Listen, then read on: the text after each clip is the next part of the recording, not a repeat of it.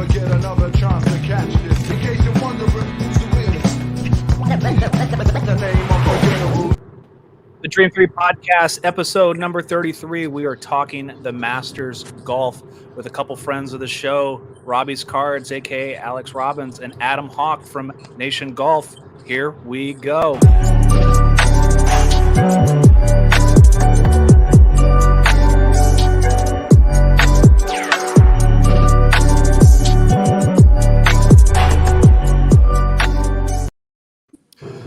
We're back, pumped to have one of the biggest sporting events in the world coming up next weekend. We got the Masters.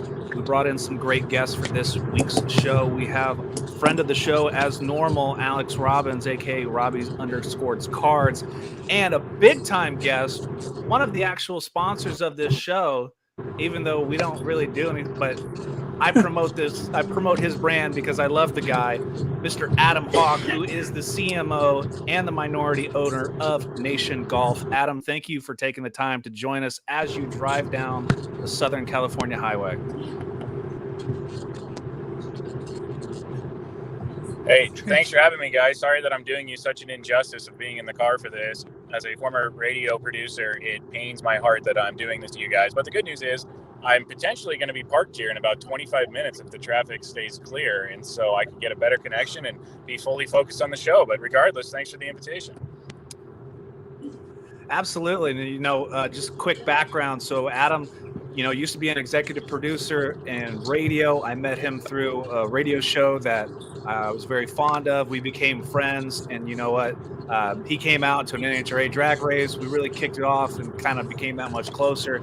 He got with Nation Golf, this golf brand. And, being as a friend, I always feel like, hey, if your friends are doing something that are kind of going outside their comfort zone, maybe trying to make it a big step in life, you always support those guys. So, we've always supported Nation Golf with their merchandise, great,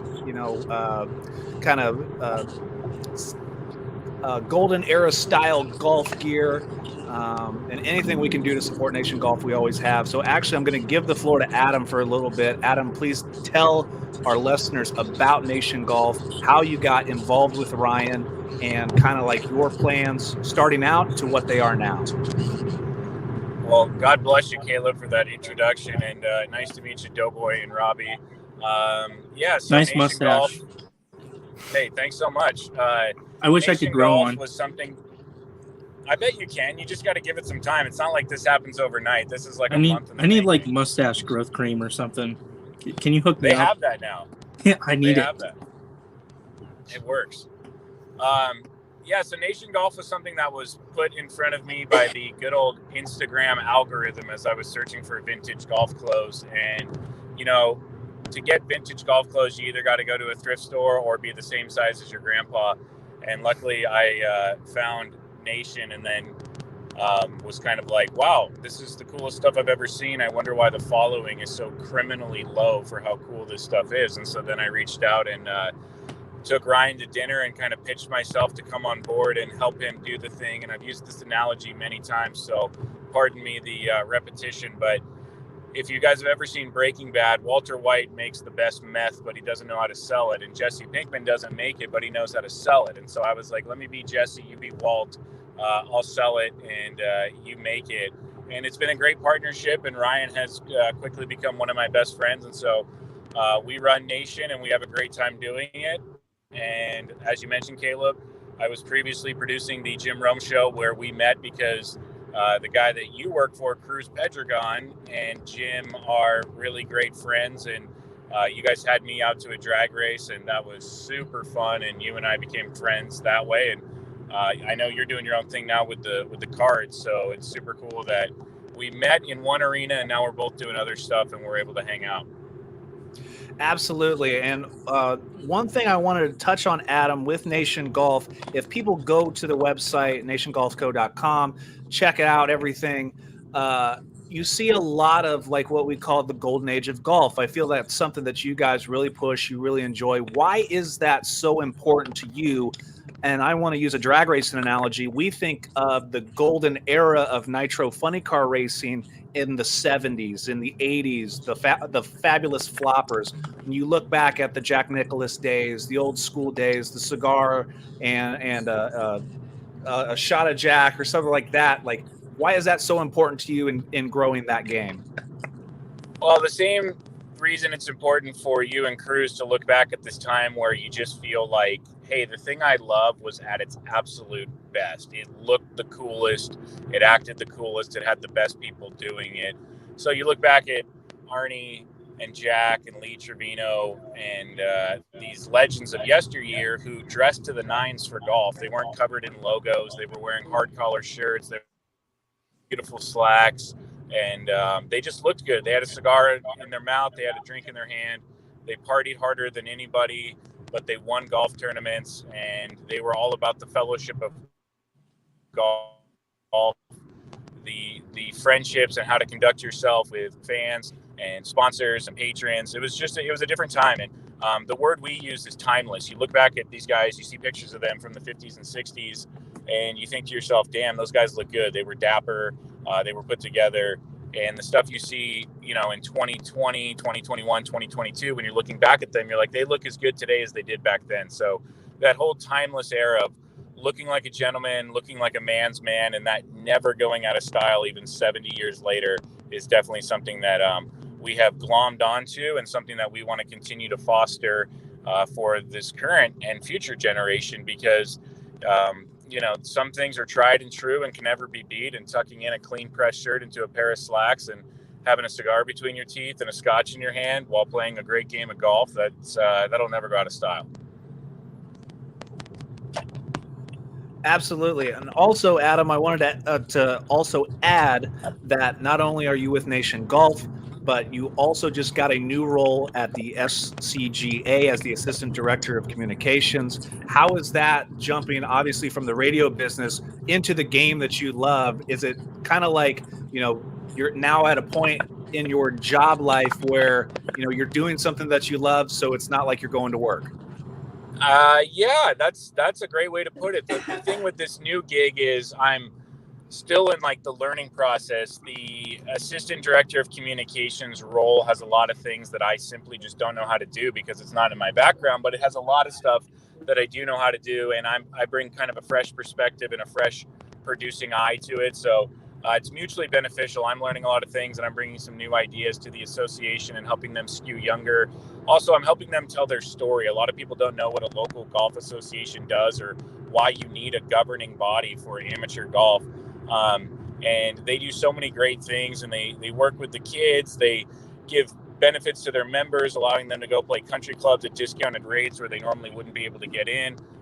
They help you build clubs so you can play with your friends. They help you keep a handicap. And so they do all these cool things that are super important to the game. And I'm there to kind of help them get that story out. And yeah, you're right. Being able to own a golf apparel company and then go work in golf for the old 9 to 5 with the full-time and benefits is a pretty great thing. And I feel blessed to do it. And kind of jumping out of radio after being in it for 14 years, I didn't know exactly how it would go. And so far, so good. So all you got to do is you got to take the leap of faith sometimes. But now let's kind of get into what our goals were for this weekend. Obviously, Masters are coming up. Biggest thing, I think, coming into the week, Tiger talk. Tiger's saying he's a game time decision. You have reports, him practicing, looking good. Neil, I will start with you. Your thoughts. Obviously, do you believe Tiger's going to play? If Tiger can swing a club in his hand, he's going to make the attempt to play. Whether or not he gets to the cut or not, makes it through the cut, we'll see. But I mean, I'm a Tiger fan through and through.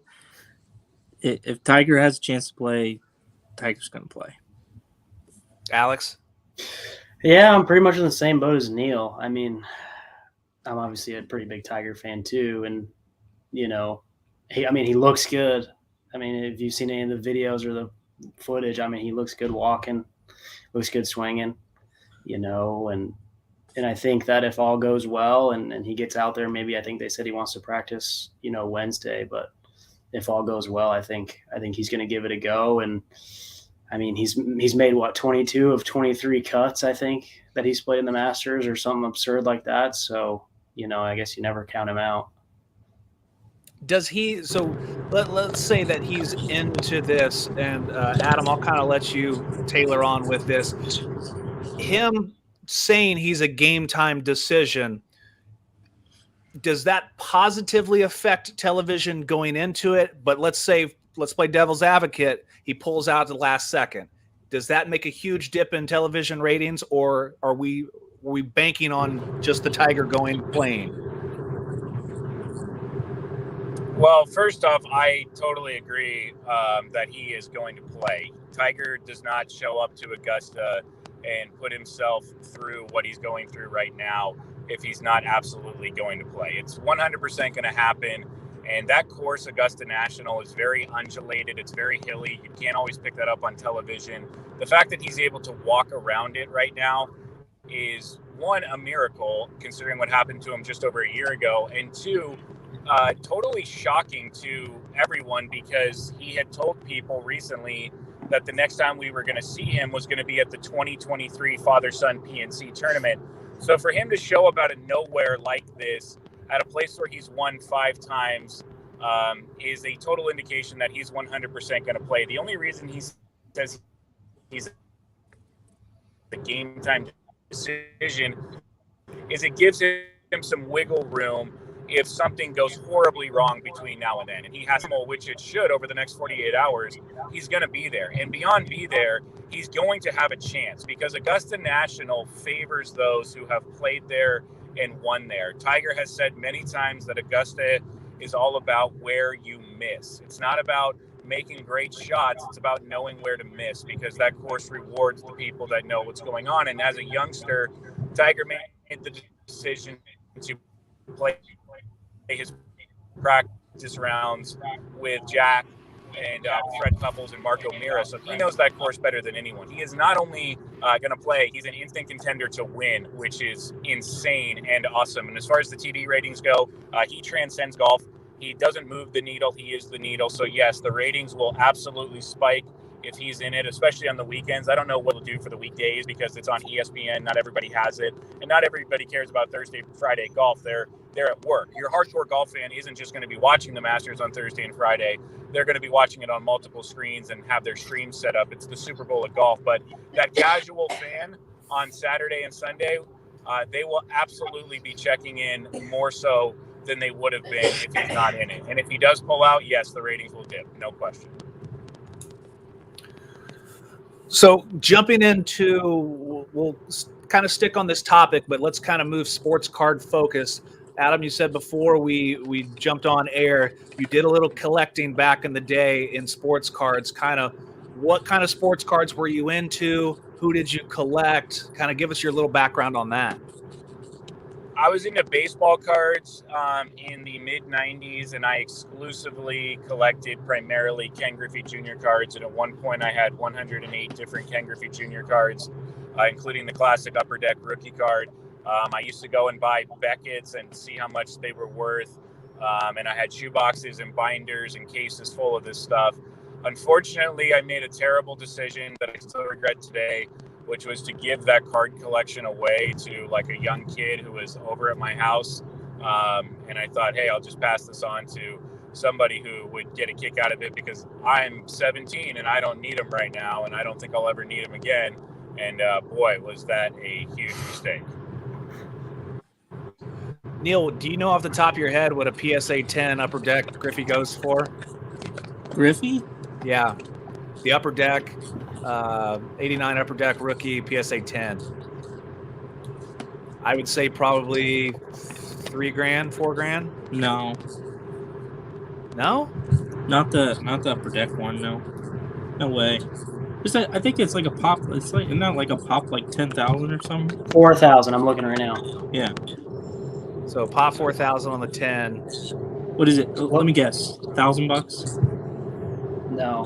So the last three have done 1950, $3,000, 2250. $3,000? Yeah, and then 2. People are paying $3,000 for that? Yeah, so you're in the $1,900 to $3,000 range for that card. Yeah.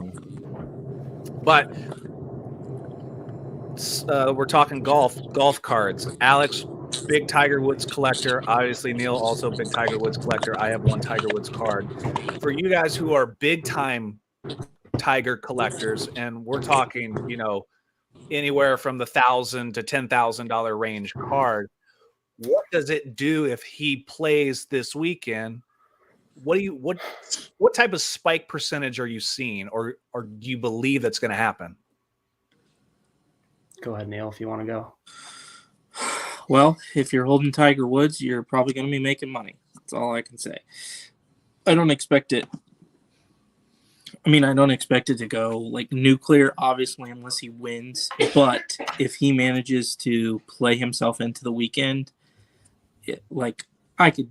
you could probably easily say you're going to see a 33% jump on everything that you have. Because and like what Adam said, Tiger doesn't move the needle. He is the needle, and he is golf. So when you have the greatest player ever in the history of golf playing at a high level, it just carries the sport. It's like LeBron in basketball. It's like Brady in football. When those players are playing great and they're playing at the highest level and they're winning championships, it carries the sport because it allows other things to, lift, and it allows other cards to lift. It gives more eyes and attention on that sport.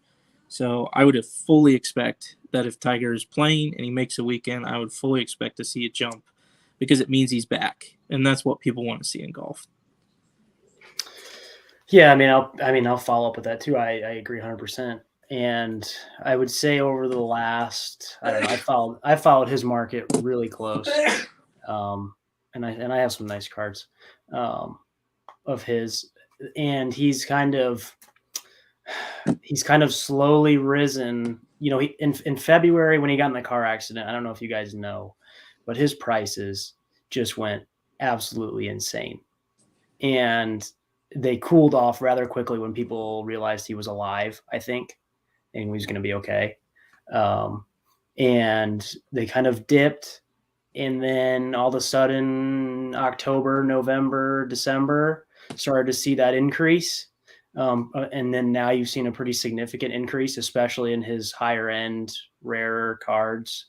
But even in his rookies and his other stuff too. But man, I think if he comes back, completes Thursday, Friday, makes the cut, like Neil said, I think people are going to say, okay, he's back, and they're going to start prospecting on when's he going to win again, right? And is he going to win a major? Is he going to get to the all-time record of 83 wins? And I think you're going to see some of the bigger guys who have maybe been hesitant to hop in on nice Tiger say, okay, this guy's back. He was on every news channel for the last, week. He was on Toledo's 6 p.m. news the last couple of days. Tiger arrives Tiger arrives to Augusta, and it's like that guy. If you have his cards, obviously, I think you're in for a nice bump, and especially if he wins, I don't even want to know what's going to happen to him. You brought up a good point, Alex, that I think people don't realize about Tiger. We know he's back, but one more win period makes him the all-time leader in wins. That's the equivalent of, having the most points ever, the most Super Bowls, the most passing yards, whatever you want to call it. That is the pinnacle of golf, other than majors. But you're owning all the statistics. You own them all, and that's the last one, or one of the last ones Tiger's chasing. That's a huge one. So that's another one to really consider and take into account when you want Tiger. He's going to own everything.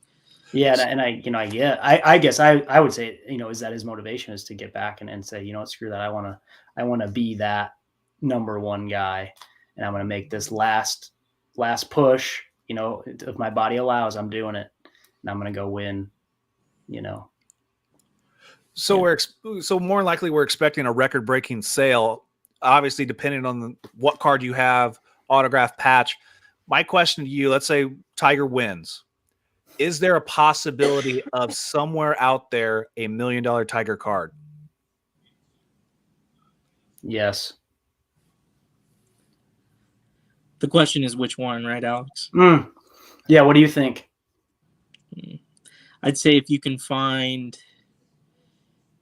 Do they have any? They don't have anything lower on the SP Gold, do they? The 01 SP No. Gold. So they have the SP Authentic Gold, which is out of 100, and I think last one did 240 grand. And there's one on, I think, Golden right now. Well, which one did 240? The PSA 10 SP Authentic Gold out of 100. And I don't know if that can get to 100 though, or get to $1 million. And my thing is what about a PSA 1010? Yeah, that probably gets a little bit closer. You remember the some of the parallels? Isn't there a parallel out of 4? There is a parallel out of 4 of the sign of the times red. Yeah. So he's got that one out of 4, and there's one out of 29 too. So those are 2 pretty rare. You think out of the 4 has a chance? Yeah, because I don't know what the grades are. Well, I've talked to some of the big whales in the Tiger community, and they've been collecting cards since 2001, right? Of his, and that's when his first card came out. That they've said they've only seen one of the number to 4 in the last 21 years. So I think that could do it, like one number to 4. I mean, that's as close, because I don't think there's any 1-on-1s out of 01 products, is there? I don't believe so. So that's probably the closest thing. I don't know if you know, he's got this card. This is one of my, I don't know, I can't see more of my Tigers. The Players Inc. Yeah, the Players Inc. SGZ 10, but he's got a Players Inc. Gold out of 25. That is a really sought after card, and I don't know the grades on that, but I'm assuming that would see a pretty significant jump. And he's also has, I think he's got a sign of the times Gold as well, out of 25. I could see it easily passing $500,000. I don't know if I could say $1 million yet. Yeah, but if he's winning, if he does well, if he continues to play, it's that it's a hot time to sell, but it's a great time to hold. And we're obviously all thinking long-term investments. Like, perfect example, Tiger Woods rookie card, 2001 Upper Deck, 9.5. I bought this, right before the accident for $100. I was going to say, I remember you saying it was like super cheap. And this, I guarantee, let's say he does the show, at least 400, maybe. Yeah, because I'm pretty sure the BGS 10s were pushing like 3, 4, 5K. Yeah. In that initial spike, so I could definitely see that if the BGS 10s go back up to 3, PSA 10 goes to 15 for sure. That's got a 9.5's got a chance to get to 600. Mm-hmm. Yeah, I think Accident. I think they were going for 600 for a 9.5. If I remember right. Yeah. PSA 10s were over. Were over. I think they were 1,200 at least. Yeah. And BGS 10s were over $2,000. Yep. So. All right. Yeah, there's definitely potential. So moving on from Tiger cards, we'll jump back into cards towards the end. Let's get back into the Masters. I got 3 categories for everybody, and we'll start with the first one. Guys who you think have the opportunity to win this weekend. Obviously, the odds-on betting favorite right now is Jon Rahm. Adam, I'm going to start with you. Give me 2 guys on your list who you believe have the best opportunity to win this weekend or next weekend. This week. Sorry. Oh. Adam, you good? And Jordan Spieth swinging the hottest stick. Can you hear me? Yep, got you now. Yes. All right, great.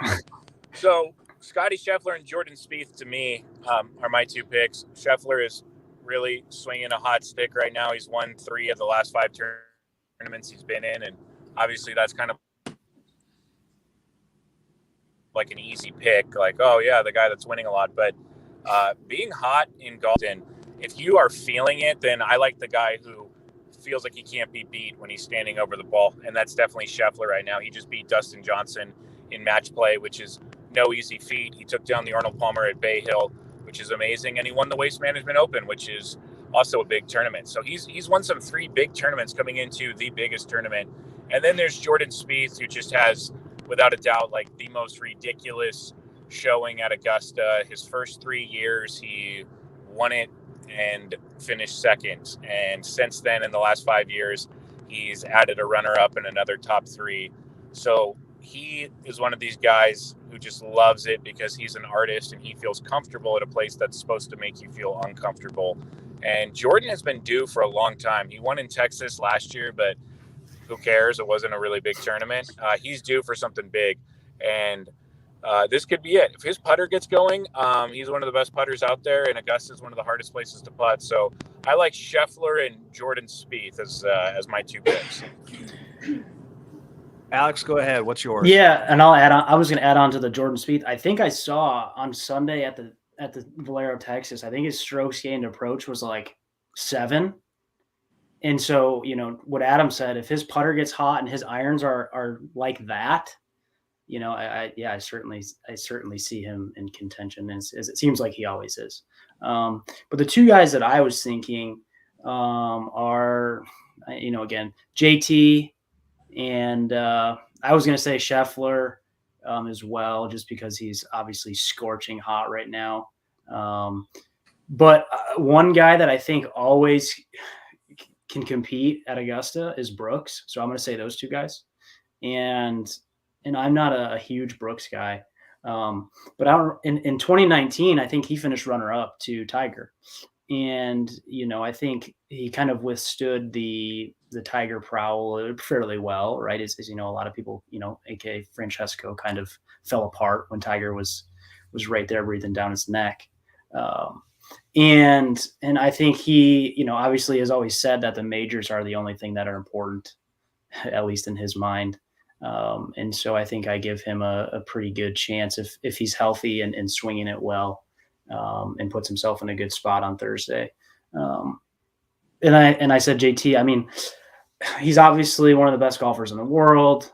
He's very, he's great, and he just played a practice round with Tiger. You hear about their relationship, and it's so strong now. I just have to imagine what he's learned from Tiger over the time he's been down. And if there was ever a time where Tiger was like, I'm not playing so I can, share knowledge, or if he had any hints, tricks, tips like that, as I could see that becoming to JT's benefit. But I also like him. So, there's a little bit of a bias there too. But those are 2 guys that I would say. All right. So I'm going to start off with my first guy, Viktor Hovland. Younger guy on tour, really talented, very creative. Seems like he can dominate a golf course.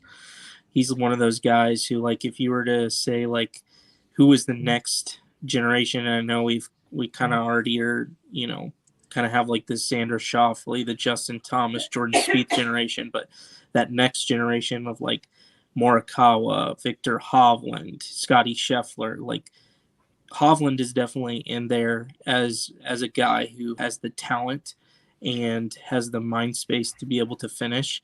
It's just a matter of, can he do it on the world's biggest stage? I think he has that ability. It's just when it comes down to Augusta, it comes down to not shanking your ball on the 17th or 18th hole. If you can do that, you got a shot. So that's my number 1. Number 2, this week is Rory McIlroy. And the reason why is because this is the only championship or only major championship he doesn't have. And I feel like for a guy with so much expectation on his career, Rory is definitely chasing the Masters, and he's progressively gotten better each and every year. The more time that he spent at this course, like we've said before, you get more comfortable. You know where you can miss. A guy like that with as much talent as he has, this is definitely he's setting himself up to put himself in that position. So those are 2 guys that I like. I actually had a third. I'll just say it real quick. Patrick Cantley. For the past 12 months, he's probably been, one of, if not the best golfer in the world, constantly puts himself at the top of the leaderboard and always gives himself a chance to win on Sundays, especially in the majors. He won the FedEx Cup last year, right? Yeah. Wins the FedEx Cup, wins the Tour Championship, and then now he's got a chance to kind of capitalize and continue that ball rolling at the Masters. I like the guy, especially he didn't make the cut last year, but that was his only time he's never not made the cut. I think he's made top 5 like 3 or 4 times already in his first 5 starts or something like that. So he's really good, plays the course well. Again, it comes down to, can you finish on Sunday? Mm-hmm. And I think that's another guy who definitely has a chance. Yeah. So my 2, I had JT. Thomas has 5 straight top 25 finishes at Augusta Nationals, including a tie for 21st in 2021. He fired a 5 under 67 in the second round to pull within 3 strokes of the lead. Combined, 4 over in the final 36 holes. He's got 5 top 10s in the 9 starts on tour this season. The other guy that I kind of had, just kind of looking through real quick, that I would have thrown my money on is probably Rory. Even though Rory has struggled and he missed the cut last year, I think he'll still he's got the opportunity to still complete the career Grand Slam, joining Jack and Gary and Ben Hogan. So those are my 2 that I'm going to bank on in my I'm going to call tier 1. So tier 2, let's say if everything goes right for these 2 players, your 2 players, if the world was not perfect, but things fell in line, who are your 2 guys that maybe aren't top tier contenders? It could be a top tier contender, but things have to fall in line for them to have a shot. Adam, if you're still on, I'll let you take this question first. Yeah. And now I'm on Wi-Fi and I'm stationary, which is great. All right. Yeah, so I would say Abe Answer. He's got great short game. He's played in the Masters before. I love Abe Answer as a second-tier guy. And let me think of a second. Yeah, Paul Casey, too. Paul Casey seems to just always be, like, hanging around there, like, top 10 in big tournaments, like the Players. And so it wouldn't surprise me if Paul Casey came out of nowhere to win it. And I guess you can't really call it nowhere because he's a top 25 player, but Paul Casey and Abe Answer would be my second tier picks. Alex? Yeah, well, so I had Spieth in my second tier just because the way he's kind of been a roller coaster over the last few years. And so I think if everything goes right, putter got hot, the leaderboard wasn't crazy, nothing crazy happened. I think he could have a real shot at winning. And so if you want to consider him, and then a guy he's a top tier player, but no one really talks about. So I'm going to go with him, is Cam Smith. And so I think anybody who has the guts to go at the flag on 17 at Sawgrass on Sunday to kind of seal a win, I think we'll feel pretty confident at 16, 17, and 18 on Sunday going down the stretch. And so, I think that confidence could help. I know he's not necessarily a second tier guy, but he's one that doesn't get a whole lot of talk. So I guess I included him in there. When I'm looking at kind of the field, the odds-on favorite is Jon Rahm. So let's just say, the field just plays out the way it normally does. Jon Rahm's going to be there on Saturday and Sunday. Jon Rahm has the ability to run away with the tournament. He's playing hot golf when it comes to majors. Like Jon Rahm, even though he's a top-tier guy, a top 5 player in the world, Jon Rahm's probably one guy who, if everything goes right, he could just dominate the entire field. And then my other guy, who we'll call him a dark horse, he's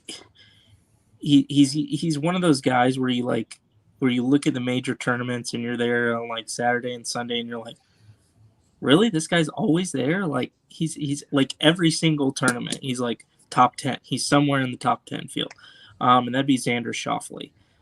The dude just like if you were on DraftKings, put Xander Schauffele in your lineup, and you're guaranteed to make it to Saturday and Sunday, and probably get yourself a top 10. So like if you're trying to play the you pick 6-player pool where you pick 6 players for the tournament, Xander Schauffele is going to get you there. Like he will, period. And he's so consistent at it. Sometimes he just needs a little luck to go his way. So maybe that's what we need for him is, everything the world goes right. Xander Schauffele finally wins. So that's my 2.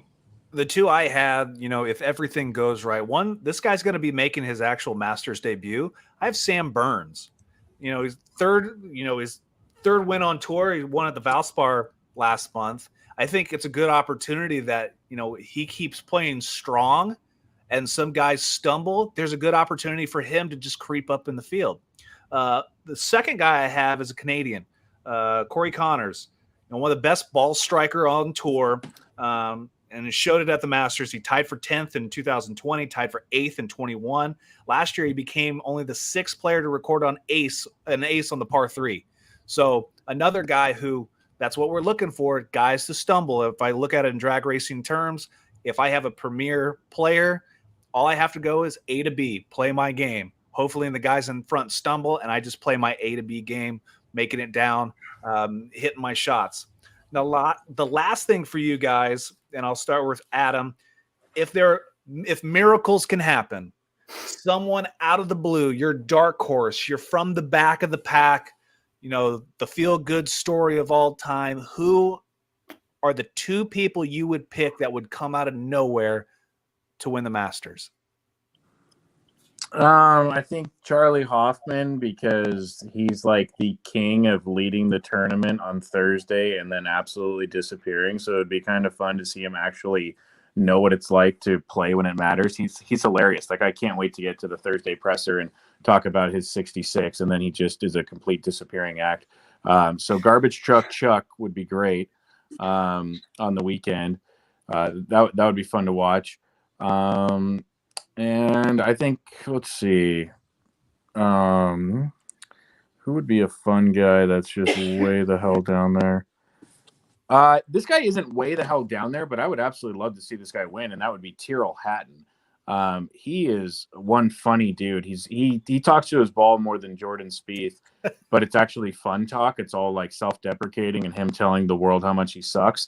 So Tyrell Hatton would be a wonderful Masters champion, and he would make that Champions Dinner every year awesome. So Tyrell Hatton and Garbage Truck Chuck would be my 2. Alex? Well, I'm just gonna say, if miracles happen, why not give it to Tiger, right? Like, come on, like what a story that would be, right? That's if miracles happen. I mean, that would be. I mean, that would. I saw somebody say if Tiger came back and won, Twitter would turn into something physical and literally explode. So, and I thought that was pretty funny because I can't even imagine what that would be like. And then a guy for me that I would like to see is Brian Harmon, because I'm a left-handed golfer and I'm not very big, and he's pretty small and he's left-handed. So that would be pretty cool for not only lefties but for short guys out there who don't hit it that long. But if miracles happen. No, I'm with you 100%, Alex. The miracle of the tournament is Tiger Woods. Yeah. It would be what it would do for golf, what it would do for the hobby, what it would do for just people who love sports. Like Tiger Woods is miracle. Like let's get it done. Let's let it happen. He's number 1 pick. Without question. Like I don't know anybody who would not be happy for Tiger to win this tournament if a miracle did happen. So definitely Tiger Woods. The other one that I have, and this is a guy who's been trying to win a major for, I don't know, probably as long as I've been alive. Lee Westwood. He's got a tie for second in 2 years at the Masters. Tied for third in the PGA Championship, tied for third in the U.S. Open twice, finished second in the Open Championship. that's a guy who like, and he's got the talent. He's still skilled. Last year he played really well. He was a guy that people even started to pick to win the next major, kind of going into the end of the year, and for some reason it just didn't work out. And that's kind of been the story of his entire career. It's just the wheels fell off right at the last second, and he just never won the major, and he's well deserved of it. So a miracle would be for him, for Lee Westwood, a miracle would be winning the Masters. I also on my list had Lee Westwood, two-time Masters runner-up, at the age of 48. So like you said, if there are miracles, that's it. My second guy that I had was Francesco Molinari, the Italian, the collapse. But I will add this for Molinari. Everybody forgets he played with Tiger in the final round of the Open Championship, and he's the one that downed Tiger to win that championship. People forget that he managed to kind of stand off those roars before. It's just that the Masters, Tiger won that one. So maybe there's a rubber match. Well, yeah, he went 49 straight holes without a bogey before closing with a 2-over 74 on Sunday as Tiger won his 5th green jacket. Now, last year he finished 52nd. So still, if we're saying miracles can happen, he's one of my miracle guys that we'll bet on. Another guy, Siwoo Kim, possible miracle. Who knows? You throw if we're, the third part of our show is bets. If we're going to throw a little money on some Hail Marys, those are my Hail Mary bets. Do we have odds? I just pulled them up. John Rahm was plus 1,300 as of this morning. Was that FanDuel? Yes. Yeah, I was pulling that up. Yeah, John Rahm's, he's at 1,400 right now. Justin Thomas second, Cameron Smith third, Dustin Johnson, Scotty Scheffler, Spieth. So really not a bad play if you're picking guys to win right now. Tiger's at 5,000.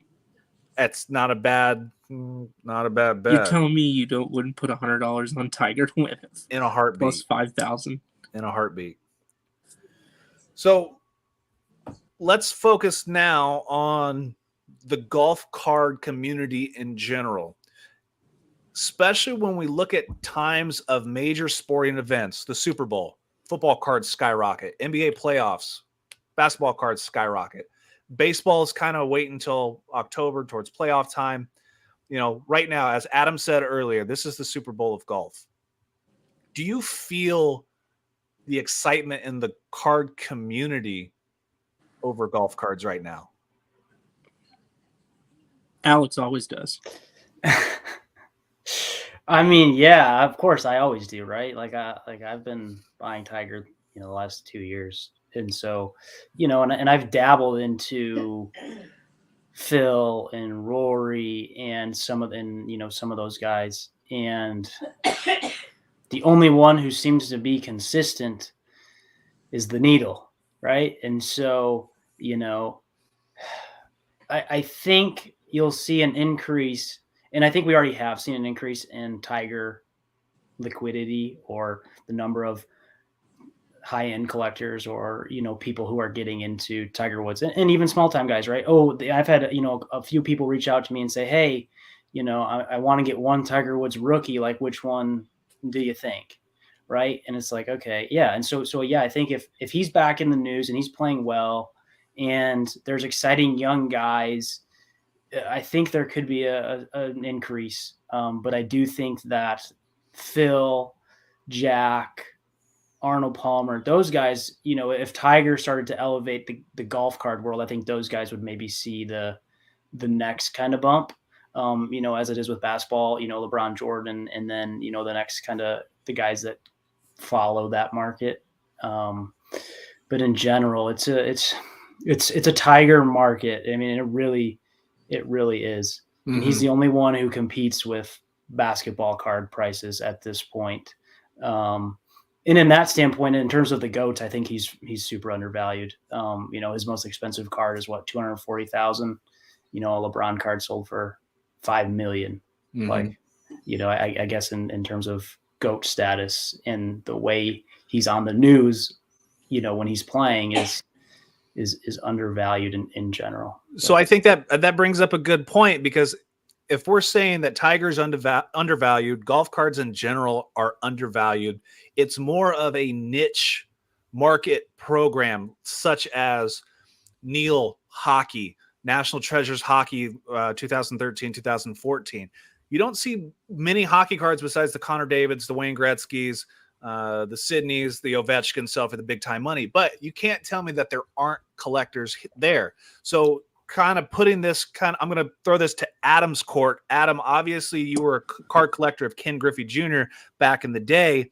Now with your kids growing up, we kind of bring that full circle around. You feel like there could be an interest of collecting these golf cards with autographs, with game used patches or tees, or, finding the Arnold Palmer, used jersey with his autograph on it. Is that something that you feel that you could get interested in and maybe pass that down to your kids?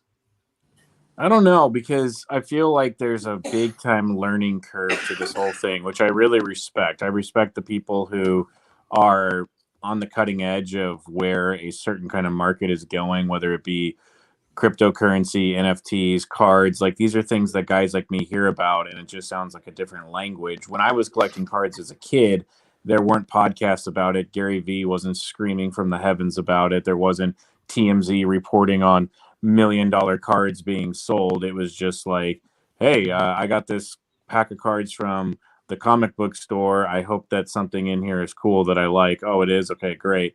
And then you look at a Beckett and you are like, oh, this is worth something. It's worth $4, but I'm not going to sell it because A, I am a kid and I have no idea how to sell stuff, and B, this is worth more than $4 to me.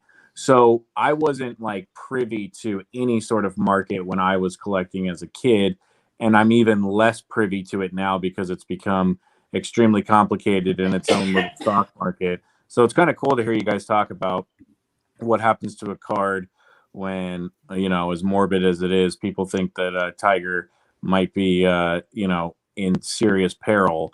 And then what happens when he plays well in a weekend, and how he's the only real card in the market, and how LeBron James goes for like 10x what he goes for. So I find it all fascinating. It's just way over my head. And it would be one of these things where if my kids got into it organically because someone else in school told them about it, I would absolutely tell them, like, hey, that's pretty cool. I used to do that. And you guys should educate yourself on it, because this is actually like a real money-making opportunity. And it will teach you the responsibility of finding things, buying things, and taking care of them. And that's one huge thing about cards, is taking care of them. And so, yeah, if they wanted to do it, absolutely. I don't think I'll push them into it, though. Mm-hmm. So let me add on to this, Adam, and you probably have some kind of interest in this. Do you think, when you think of golf, you obviously don't think of cards, but if you were to collect something from golf, would you collect memorabilia? That's a really great question. I think, the most popular thing people collect from golf is like a pin flag. If you go to a certain golf course or a tournament, the number one item that's sold in a gift shop is the pin flag, because it's pretty practical. It's kind of classy, and it tells people that you've been somewhere. It's like a passport that's easy to frame, easy to hang up. I've never in my life seen a golf trading card until I was on this podcast and you guys were holding them up for the camera, and it looked pretty sweet, honestly. So if I came across a golf card, and it was a golfer that I really liked, yeah, I would pick that up and stash it and think that was really cool. As far as collecting, golf is a pretty expensive game to be into from the jump. Greens, fees, clothing, any decent golf ball is like $12 a sleeve, and you're drinking and boozing and having a good time. By the time you're done with the day, you've spent like $150 on a hobby. It's sometimes hard to think like, hey, here's some more discretionary income that's going to go towards collecting golf stuff. And most people, like I said, that collect will go pin flags or clubs, and I, at this point, do neither. Not to sound cliche, I guess I collect the memories, and then those fade too. So, Yeah, if I saw a card and I liked it, I would pick it up if I could afford it for sure. I feel like it's, looking at golf and especially with how expensive the hobby has gotten over the last year and a half, looking for those alternative boxes to open, looking for, kind of like Adam says, it's golf in general is a very expensive thing. I kind of contribute that to Neil. Remember back in the day when we were playing paintball? When we were playing paintball, it's $150 every time you go out there, basically. So golf, like two rounds, you lose 600 paintballs, and we're screwed. Yeah. So that, and then now being, pulled away, athletic side kind of gone, but card collecting, I'm getting more interested. Kind of like, we're pushing really hard for soccer. We're really on the Soccer World Cup this year. I think if I would have spent more time researching and kind of getting into the Masters, I think there's a lot of value to be made on a lot of patch cards, a lot of, middle of the tier auto golf cards that you could pick up, especially even though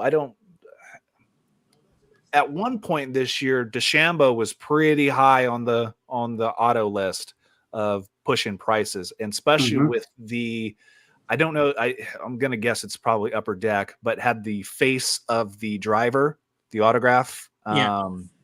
Those cards, those cards were pretty hot. I tried to pull a triple patch. It had Tiger, Jack, and Phil on it, game used. So stuff like that, like we've said in the past, that I kind of get the same feeling from Adam. To me, in our sports card world, remember what we're looking for. We're looking for that game used patch.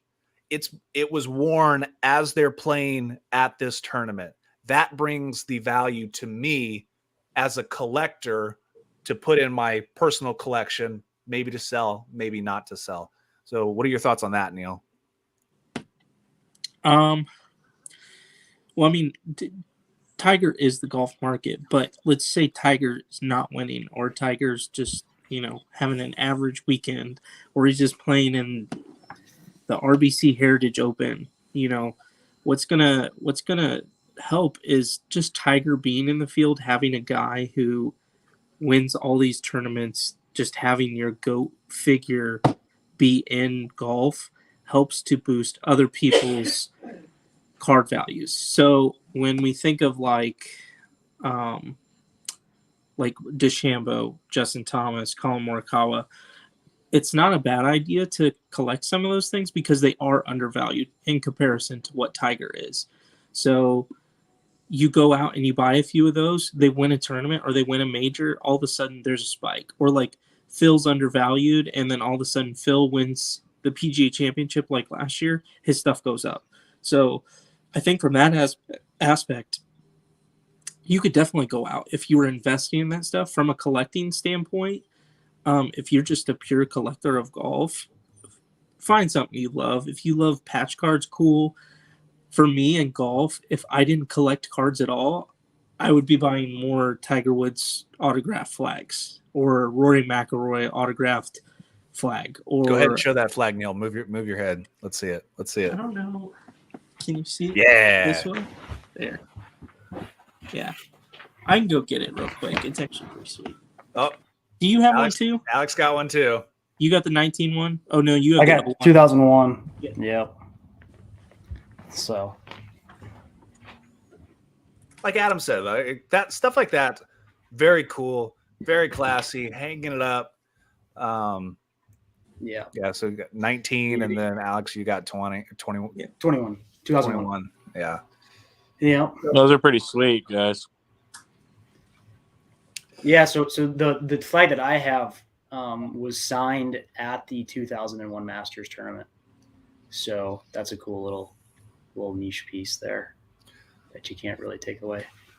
So kind of closing up on this, Alex. Obviously, but hold on one sec, Caleb. Go ahead. Going back to golf cards being undervalued. Yeah. the release of SP Authentic Golf, which is their premier product, right? Tiger Woods' best card comes out of SP Authentic Golf. Mm-hmm. You know, some of the higher end stuff is exquisite. But SP Authentic Golf is releasing in May of this year And so hopefully with a Masters drum up, right? Tiger Woods plays Masters, people watch, people get interested, they see JT and really like him, right? Or, Morikawa and really like him. I think you'll see that the release of that product could drive a little bit higher. And I think that there will be some really nice rookie autographs to come out of that product of the Morikawas, in the Schefflers, in those guys who could make that jump up into the conversation of being the next great golfer. And again, like any sport, people want to prospect, right? And so, Colin's stuff from Artifacts was still pretty high in comparison to a lot of others. And Bryson, as polarizing as he is, I think that the SB Authentic release could drum up some interest, as it will probably be in all the hobby shops, around. And I know Tiger's got some really nice autographs coming out in that set too. I'm excited to see those and maybe land one or two. We'll see. Alex, Maybe if they can do some of those tribute RPAs like they used to do. I mean, those would be sweet. Well, I mean, I know they did tribute SP Authentic like back to his 2001. Like they've done that in like 2013, 2014 product, and those sell really well.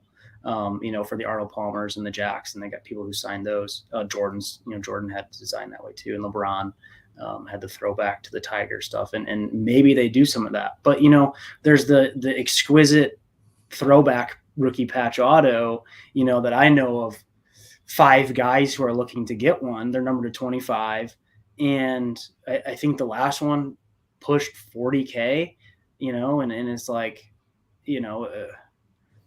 yeah, I mean, but it's Tiger and not really anybody else. Yeah. Do they have a box? Do they have a price out on that box yet? I think somebody told me the other day that it was around 600 per box. Okay. Because I think didn't Artifacts and Game Use, didn't they release at like 1,000? They did, and then they fell pretty hard. So, and the thing with Artifacts, right, and the other one, they were all sticker autos. Yes. So, you pull a Tiger Woods auto, and in this market, sticker doesn't really drive, the price. And, Tiger's got cards from those 2 products that sell, have some of the coolest photos, of Tiger Woods, right, in his celebrations. And they're sticker autos, and they go for, $1,500. Yeah. And, SB Authentic comes out with a set. I don't know. They haven't released the official checklist, I'm pretty sure, yet. They come out with a Authentic Moments, card in a sweet pose in Sunday Red on card, low numbered. I could see that doing some really high numbers. Yeah. So, yeah, I would definitely be looking for some like Morikawa or like Victor Hovland or Scheffler. Those would be some nice ones. Yeah. And DJ, even he's got, 20 wins or whatever he's got. And he's we don't need DJ.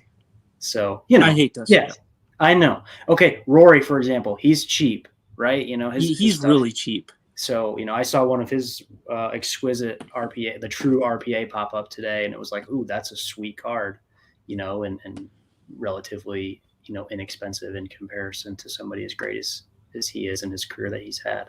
So, yeah. All right, Neil, final thoughts, podcast, Masters this week in sports. I'm watching it. I'm glued.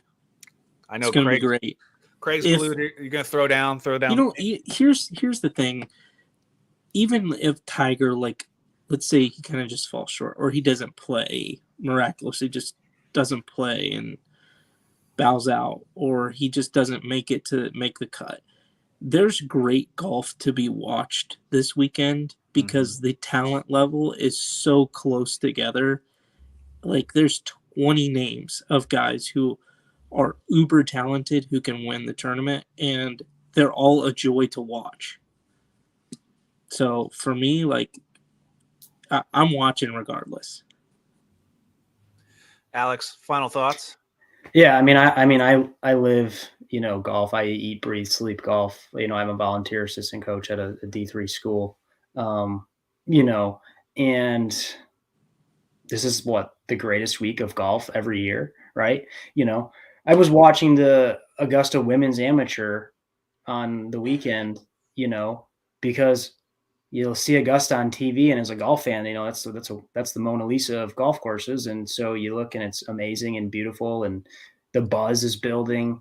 Like Neil said, I'll be glued to my TV. I mean, I'm glued to TW Legion on Twitter, watching Tiger updates, and it's just like, this is kind of sickening, but I'm a fan and I like it, and I've made my investment in what I think is going to happen, and that's Tiger. And so, Yep.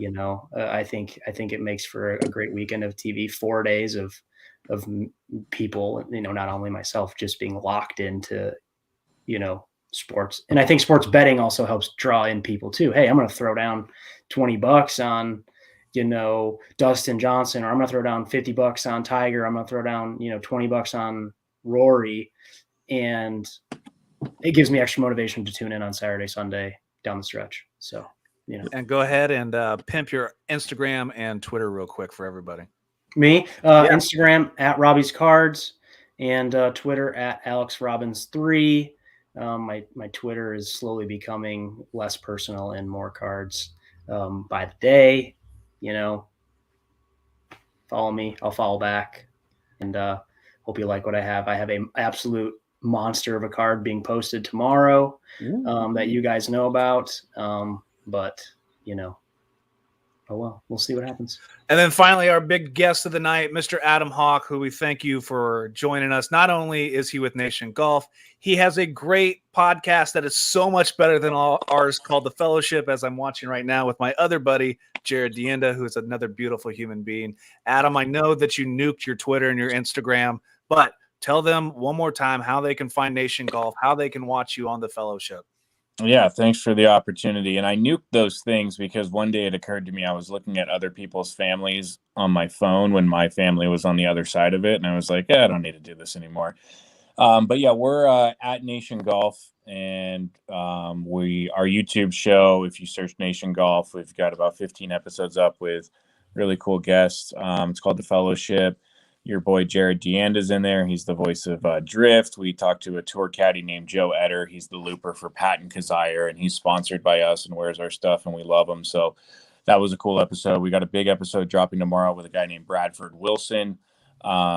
And yeah, that's been a ton of fun. And I totally want to echo the sentiments that I will be glued to what's going on this week, because Robbie was mentioning this is it's the one tournament where the golf course is the star, and you just cannot get enough of seeing it. And I don't want to speak for you guys, but I've never been there, and I feel like I know every single inch of the course because you've been watching it for 2 decades, and what shot they have to hit where. On Sunday when there's that cross breeze on 12, you play for the middle of the green and take the par over Rays Creek, which unfortunately Tony Finau, Brooks Koepka, and Francesco didn't get the memo in 2019, but Tiger knew, and he took his par because Jack told him back in the day that's a sucker pin. So there's all these cool things about Augusta that we all know, and we've never been there before. And it's the Disneyland of golf, and that's what makes it so much fun. You could put the worst golfers out there and I would still watch it because that course is just immaculate. So that's going to be great. And the fact that Tiger's there is absolutely incredible. So it's going to be super fun. And yeah, can't wait. One day we'll make it out. We'll get all 3 of us out there, play around with you guys in California. Or I got a buddy, former pro golfer, Brendan Bergen, who owns a golf shop in Vegas. We can meet in Vegas and play around or so. So one more time, got to thank our sponsors, MySlabs.com. Buy and sell all your slabbed cards, slabbed comic books, and sealed wax for up to only 1% fees. GradedShip.com.